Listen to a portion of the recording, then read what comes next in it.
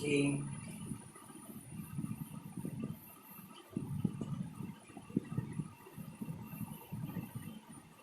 So, good morning to you all.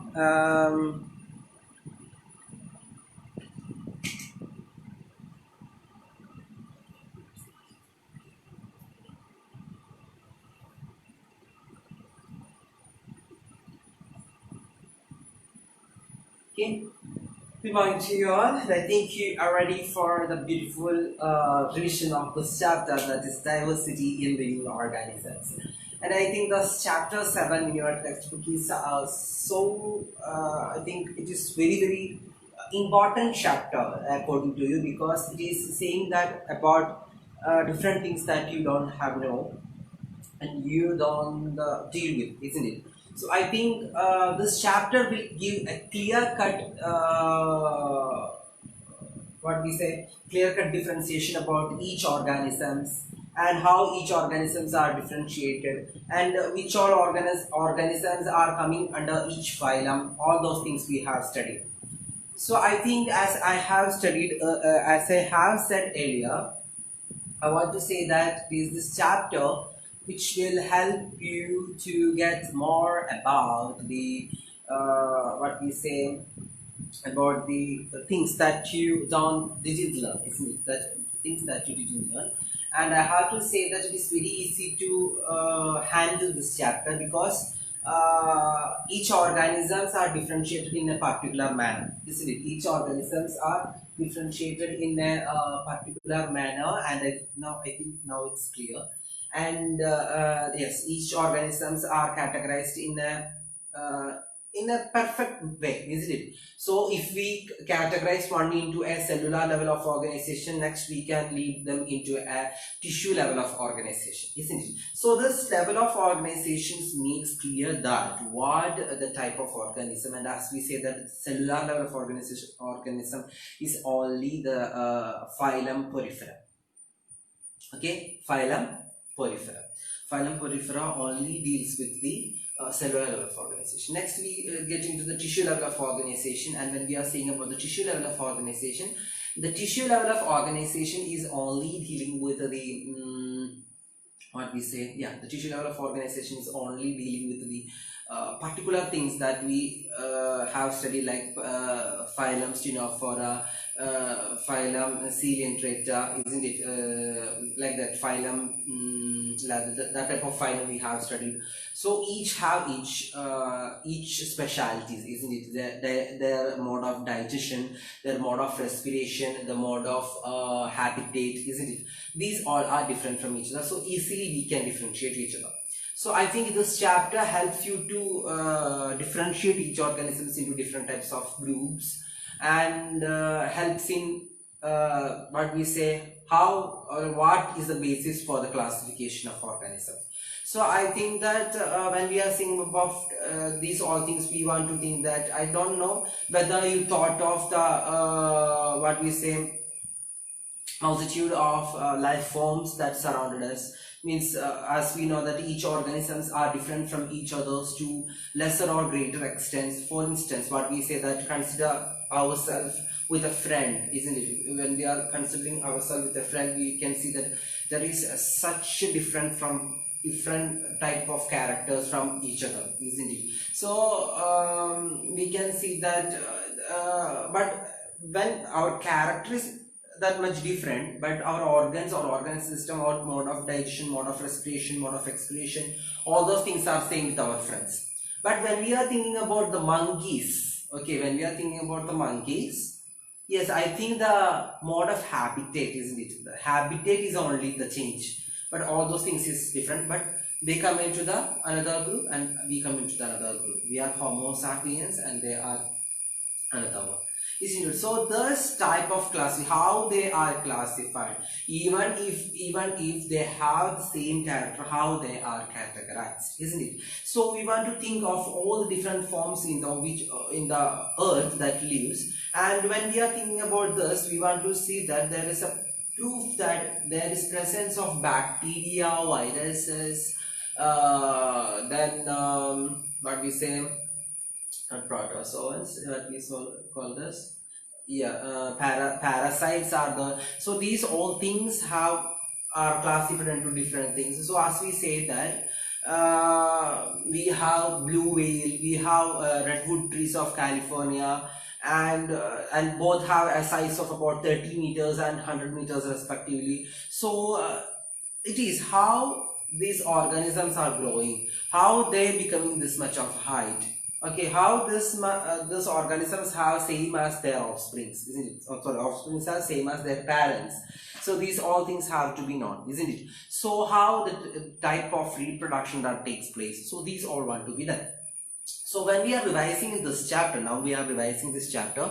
So we want to know that the evolving variety of life around us has evolved on the earth over millions of years. However, we don't know that have more than a tiny fraction of the time to try and understand all these organisms. So we cannot look at them one by one. So instead we look for similarities among the organisms. So next we are going to know about what is the basis of classification, isn't it? What is the basis of classification? So we know that the type of land, the type of water, the type of air that each organisms, how they will use of it, isn't it? So this is very simple way of looking in the life that, but misleading too. It is very misleading to that according to the habitat we want to differentiate organisms. It is very complicated, isn't it? For example, the animals that live in sea include corals, whales, octopus, starfish, sharks, all those things. But we can't categorize them into one, isn't it? They all are in same habitat, but we can't categorize them into as a one, isn't it? Corals, whales, octopuses, starfish, sharks, all those things are different from each other. So we can immediately see that these are very different from each other in numerous ways, that their habitat is the only point that share in common. So this is not good as way of making groups of organisms to study. So I think that we all have our own perspective to categorize each one. So I think when I'm giving a chance to categorize animals by yourself, so how you will done this? Okay, how you will done this? What all categories will you will choose? Okay, I think now you know that how you can categorize these all things. So I think that I don't want to say more about it, and I want to give more time for it. So we want to say about that the each have different characteristics, isn't it? So what is mean by characteristics? Okay, what is mean by characteristics? So when we are trying to classify diverse group of organisms, we want to find new ways in which some of them are similar enough to thought of together. Okay, so these ways in fact are details of appearance of behavior. In other words, we want to say that in the detail of forms, detail of functions. So we want to be mean by a characteristic is a particular form or particular function.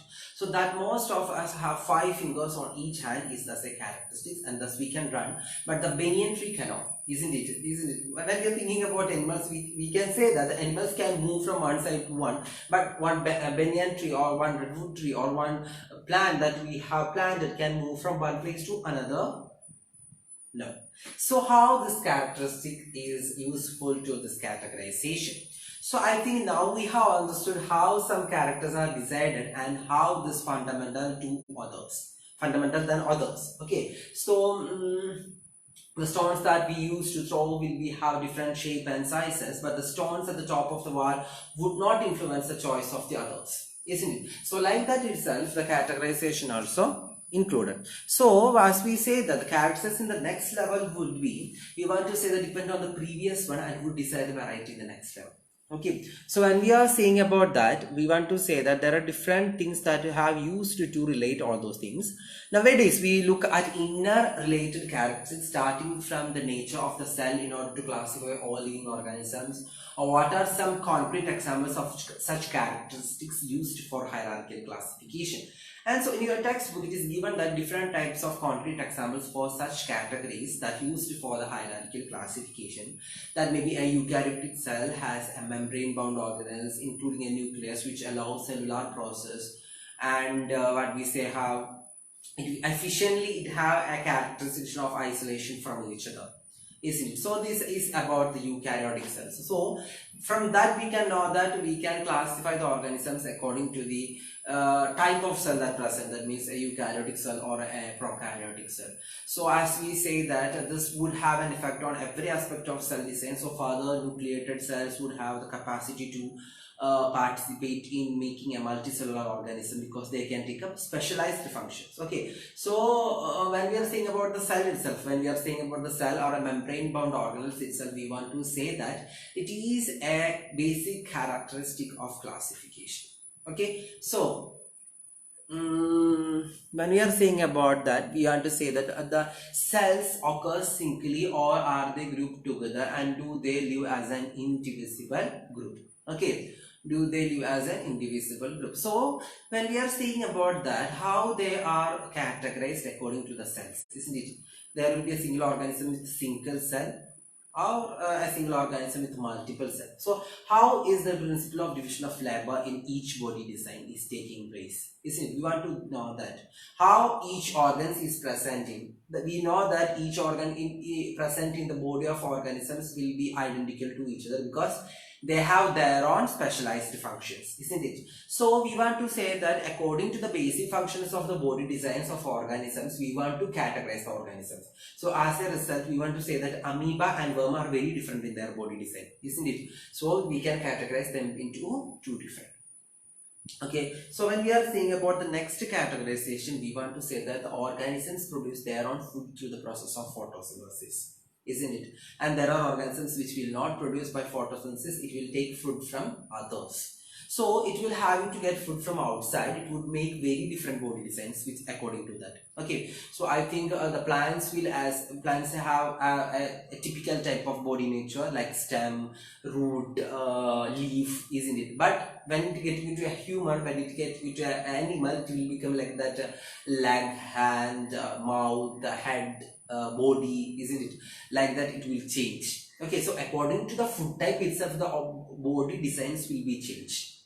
Okay, so that is also used for the characterization or categorization. And next one, according to the plants, when we are saying about the plants which shows having photosynthesis, so according to that we will think that how its body organization is, isn't it? So it is a type of categorization. And when we are saying about that, there is a particular hierarchy that present in each organisms, that according to that hierarchy the characteristics of body design used for the classification of plants. Okay, so the classification of plants is done by the characteristics of the body design used. Okay, so it is very different from those important for classifying animals. So this is because the basic designs are different, and based on the need to make their own food or acquire it, therefore these designs features having a skeleton, for example, we to be used to make subgroups rather than making broad groups. Okay, so we want to say that the characteristics of the body design or the type of food making and the organs that are present and the body design that present according to the specialized functions, these all can together used for the categorization of different types of living organisms. So I think you have understood what I have said. So I'm giving you 5 minutes to read your textbook, this section till 7.2, and after that we will get into the next section. Okay.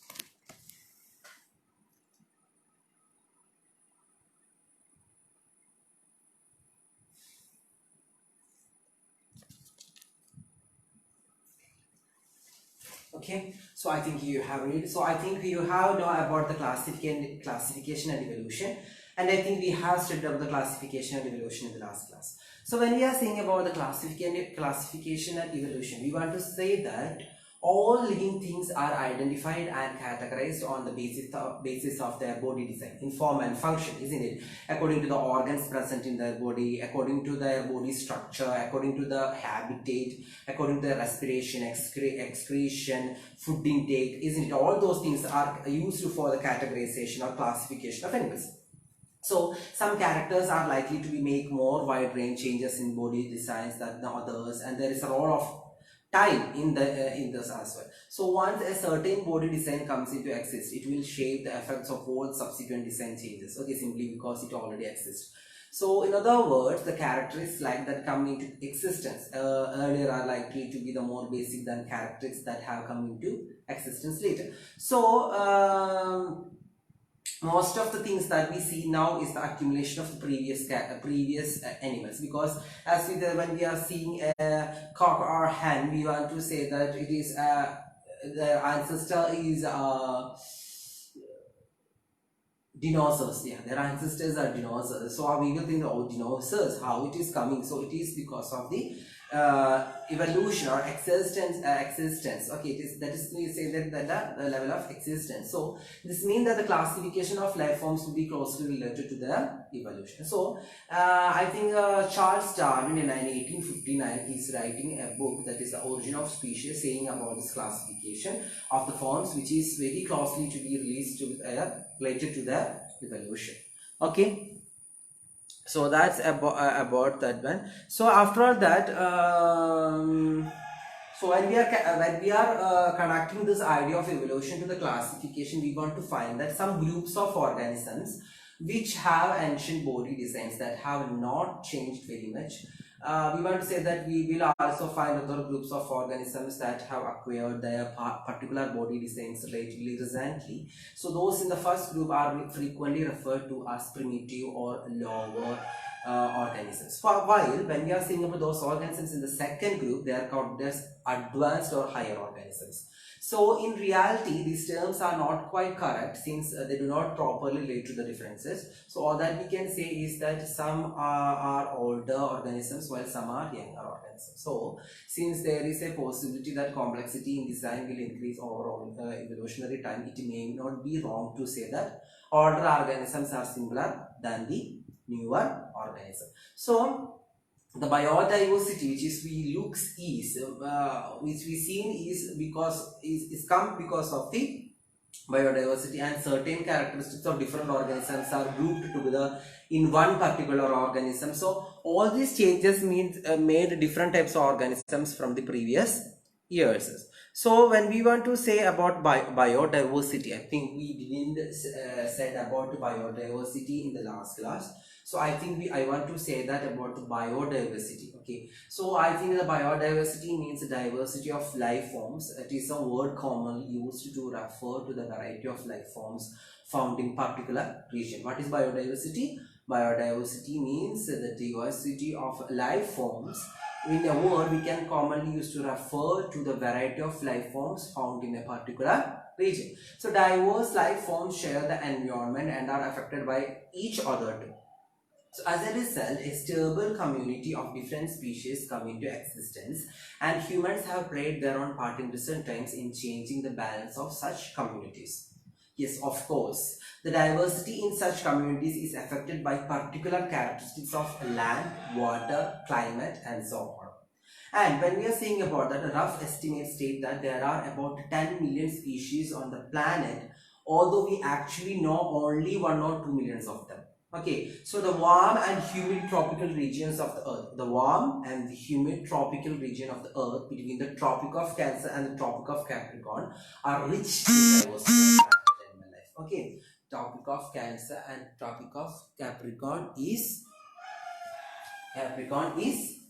Yes, is rich in the diversity of plant and animal. So this is called the region of mega diversity. Of the diversity of the planet, more than half is concentrated in a few countries like Brazil, Colombia, Ecuador, Peru, Mexico, Zaire, Madagascar, Australia, China, India, Indonesia, and Malaysia. Okay, so these are all about the biodiversity. Okay, so I think you have understood all those things, and I think in the next class we will study more about the hierarchy of classification and how this classification takes place in different type of animals. Okay, we will study in the next class. So thank you for listening this much. I think this is very, I know that this is very boring to you, and it's very tough to hear. Okay, so I'm giving you 5 minutes now itself to read. I know that if I give more time you will not read, so now itself in 5 minutes you read it, and after that I will conclude the section, and we will get into the next section on the next day. That means the hierarchy of classification and groups. Okay, the revision of this chapter in the next day. So thank you for listening. Read it thoroughly now itself. Okay, so thank you for listening. Stay home, stay safe.